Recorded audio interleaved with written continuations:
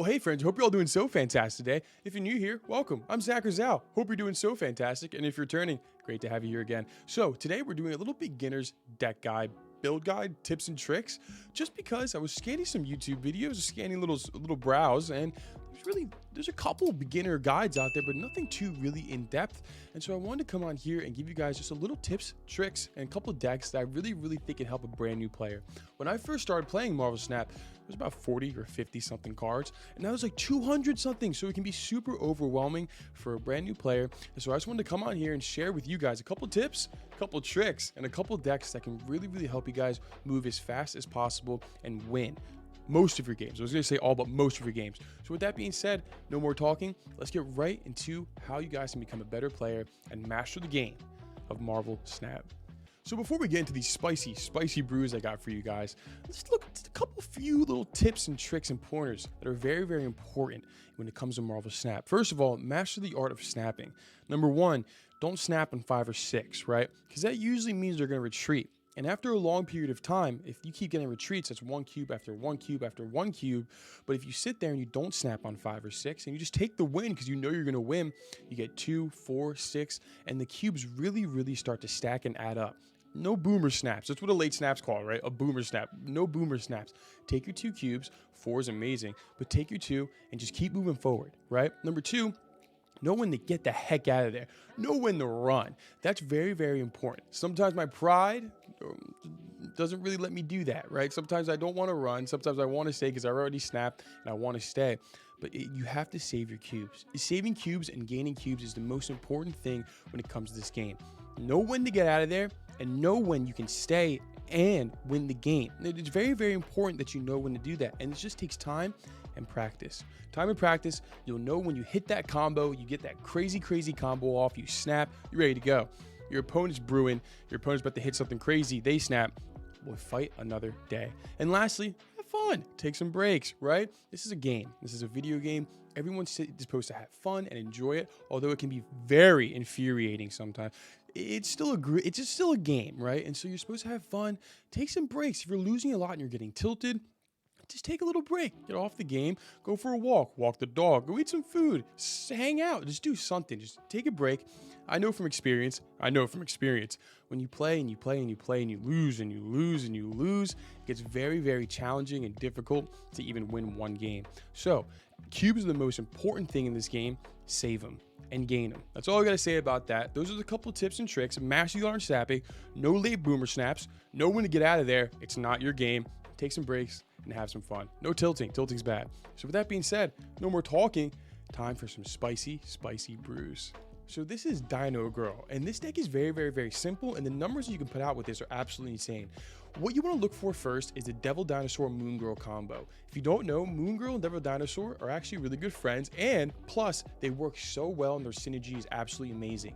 Moon Girl duplicates your hand, and then Dino gets +2 power for each card in your hand. So if you obviously want to have a full max hand for the Dino, and then Moon Girl, if you already have Dino in your hand, can make another Dino, which is the amount of power you can throw out with this deck is actually maybe a little ludicrous. Maybe I'll take it out into infinity, who knows? But then in our back pocket, we have almost every single card in this deck is ongoing, right? Almost every single one. Besides your Sentinel is just there so you can get cards back in your hand to feed the Dino.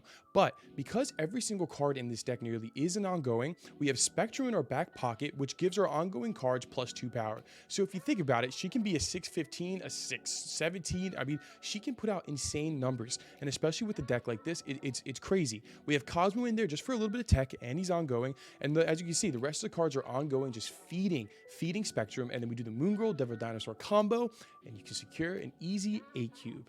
All right, now this deck is a little spicy, right? This is actually the first ever deck that I used ever to play Marvel Snap. I still had it in my decks. This deck is so much fun. It means so much to me. I love this deck. Your big play here, and what makes this very different from the last deck. The last deck was an ongoing Spectrum, Dino, so much power. This is an Odin on reveal deck, right? So it's very different, but very similar to play, very simple to play. Obviously, what you want to do is the big plays here, right? Is you want to get your Ironheart down. your Wolfsbane, White Tiger, usually all in the same lane. So then you can throw Odin on top of all those cards and all their on reveals trigger again. Wolfsbane will get up to crazy numbers. Tiger will shoot out not one, but two 8-powered Tigers at different locations. A little bit of an RNG element in here, but the whole game is RNG, right? And then Ironheart will trigger again. So she gives 3 other cards plus 2 power, which is a total of 6, which is just mental. The power is crazy. The power is crazy. We have some tech and Enchantress and Cosmo because you're going to be facing a lot of also on reveal and ongoing decks. So Enchantress can really destroy your opponent, getting rid of all those dinos, getting rid of all that spectrum nonsense, and Cosmo can stop anything like the deck we're running now. Of course, it's very sometimes bad to run your own counters in your own deck, but the tech is absolutely amazing. You need it at a rank like this. We also have Electra. Get rid of any Ant-Mans or 1 cost that we just don't really like. Forge for some extra power. Hawkeye, extra power. Medusa is a 2/5. And then bring back Chavez on 6. Gives the next card in the top of your deck plus 2 power. This is a very simple deck, and it's super effective, especially if you can throw Gamora in the same lane as Odin. Gamora gets up to like 15, 16 power, which again, can win you a lane all by itself. This deck is very simple.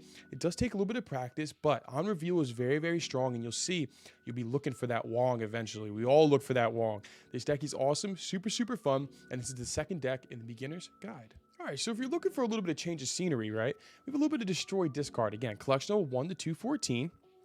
I do definitely recommend you run the first or the second deck if you have all those cards. This one is not as strong, but it's definitely effective and it still works. So your main goal is to discard Apocalypse with Lady Sif. He gets up to 6/12.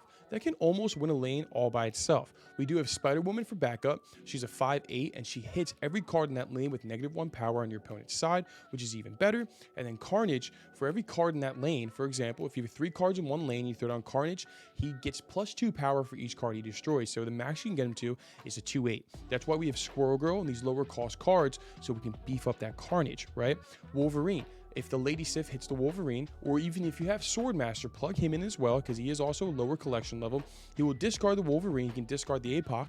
Wolverine will fling out of your hand if you discard him in your hand, or if you can destroy him on the board with Deathlock or Carnage, he gets +2 power and moves to another location, which is awesome, which is great. Yondu, just a little bit of disruption, destroys an opponent's card in their deck. Scarlet Witch, if you don't like a location, you just want to get rid of it. Nice little tech card right there. Hulkbuster merges with another card at a location. It gets +5 power.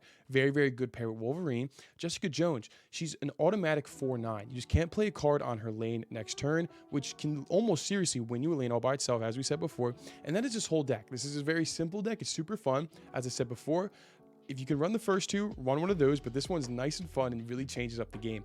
This is the last deck. It's still good. You'll do good. We'll do good. Let's go.